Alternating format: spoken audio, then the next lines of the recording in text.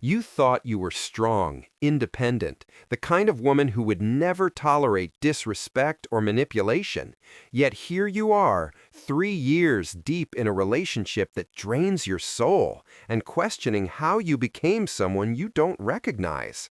You've watched friends shake their heads in confusion, listened to family members whisper concerns, and felt the burning shame of explaining away another broken promise, another cruel comment, another night spent crying alone while he sleeps peacefully beside you.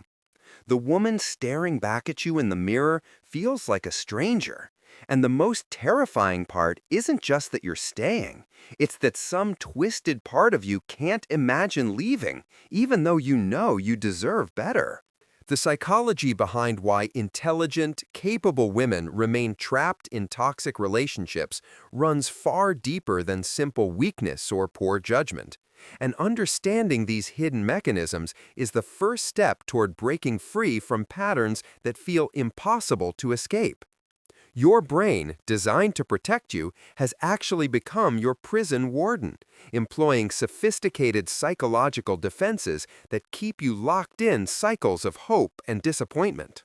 The trauma bond you formed with your partner creates a biochemical addiction stronger than any drug, flooding your system with dopamine during brief moments of kindness and crashing you into withdrawal when the inevitable cruelty returns. Intermittent reinforcement, the same psychological principle that makes gambling so addictive, has hijacked your reward system and convinced your subconscious that the next time will be different, that the man you fell in love with will finally emerge from behind the mask he's been wearing. This isn't your fault. This is neuroscience at work. Your brain desperately trying to make sense of contradictory information by clinging to moments of connection and dismissing patterns of abuse as anomalies rather than the relationship's true nature. Cognitive dissonance creates a mental prison where you rationalize behaviors you would never accept from strangers because admitting the truth would shatter the story you've built about your life, your choices, and your worth. Your mind works overtime to minimize red flags, excuse unacceptable behavior, and rewrite history to maintain the illusion that this relationship can be saved if you just try harder, love better, or change the right things about yourself. The sunk cost fallacy whispers poison in your ear, convincing you that walking away would mean all the pain, all the effort, all the years invested would be for nothing. So you double down on a losing bet because quitting feels like admitting defeat.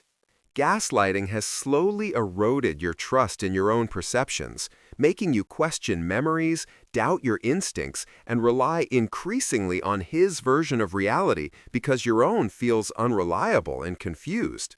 He systematically dismantled your confidence in your ability to judge situations accurately, replacing your inner compass with his voice in your head, telling you that your feelings are too sensitive, your needs too demanding, your expectations unrealistic. This psychological manipulation is so subtle and gradual that you don't notice your sense of self disappearing until you realize you can no longer make decisions without considering his opinion first, even when he's not around. The cycle of abuse creates artificial highs and devastating lows that mirror the neurochemical patterns of addiction, where your body craves the relief and euphoria of reconciliation after periods of tension and conflict. Your nervous system becomes dependent on this emotional roller coaster, mistaking intensity for intimacy and chaos for passion, until stable, healthy relationships feel boring and unfulfilling by comparison. You've been conditioned to associate love with suffering, drama with depth, and conflict with care, believing that if he doesn't make you cry, he must not love you enough to fight for the relationship. Childhood wounds create invisible templates for what feels familiar in relationships, and toxic partners possess an uncanny ability to identify and exploit these vulnerabilities with surgical precision. If you grew up walking on eggshells around an unpredictable parent, you'll unconsciously seek partners who recreate that familiar tension because your nervous system recognizes chaos as home. If you learn that love comes with conditions and must be earned through perfect behavior, you'll attract partners who withhold affection until you prove your worth through endless sacrifice and accommodation. The fantasy bond keeps you emotionally invested in potential rather than reality, falling in love not with who he is, but with who you believe he could become if circumstances were different. If his ex hadn't hurt him, if work wasn't stressing him out, if you could just love him correctly. You're not dating the man in front of you. You're dating the ghost of his better self that appears just often enough to keep hope alive, but never consistently enough to build a stable relationship foundation. This fantasy version becomes more real to you than the flesh and blood person causing you daily pain, because your heart needs something beautiful to hold on to in the darkness. Social and financial entanglement creates practical barriers that feel insurmountable, especially when your support network has gradually shrunk under the weight of his jealousy, criticism of your friends, and subtle sabotage of other relationships. Isolation becomes both a symptom and a trap, leaving you emotionally dependent on the very person causing your misery, because he systematically removed or poisoned alternative sources of validation and connection. The fear of starting over, of being alone, of admitting failure to people who warned you feels more terrifying than staying in familiar misery. Fear of abandonment runs so deep that you'd rather accept scraps of affection from someone who treats you poorly than risk the devastating emptiness of being truly alone with yourself. This primal terror overrides logic and self-preservation, convincing you that any relationship is better than no relationship, that being wanted by someone damaged is better than not being wanted at all. Your attachment system, designed to keep you safe through connection, has become corrupted, making you cling tighter to partners who hurt you because the alternative feels like annihilation.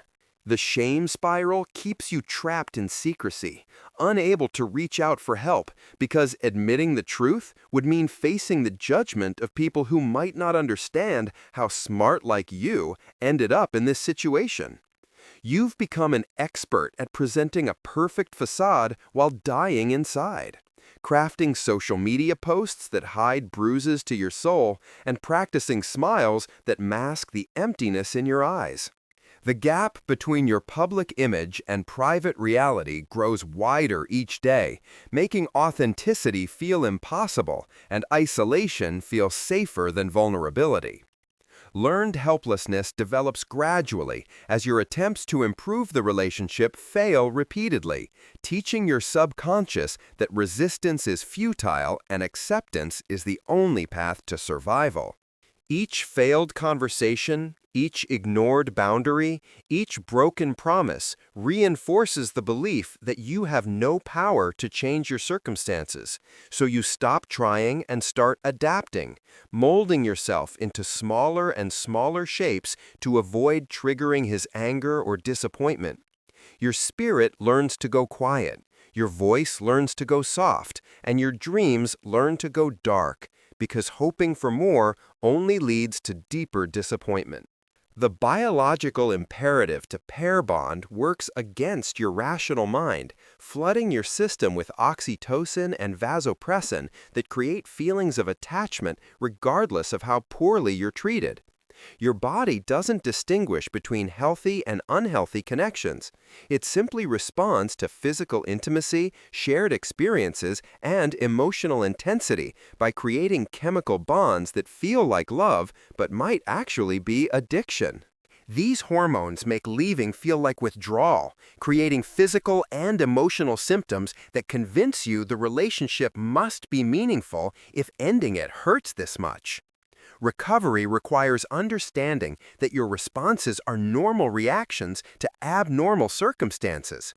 that staying doesn't make you weak, but rather demonstrates the incredible adaptability of the human spirit under duress. Your survival mechanisms have been working overtime to protect you in an impossible situation, and the same strength that allowed you to endure this relationship is the same strength that will carry you toward freedom when you're ready to use it differently. Breaking free isn't just about leaving physically, it's about rewiring the neural pathways that make toxicity feel like home and chaos feel like love.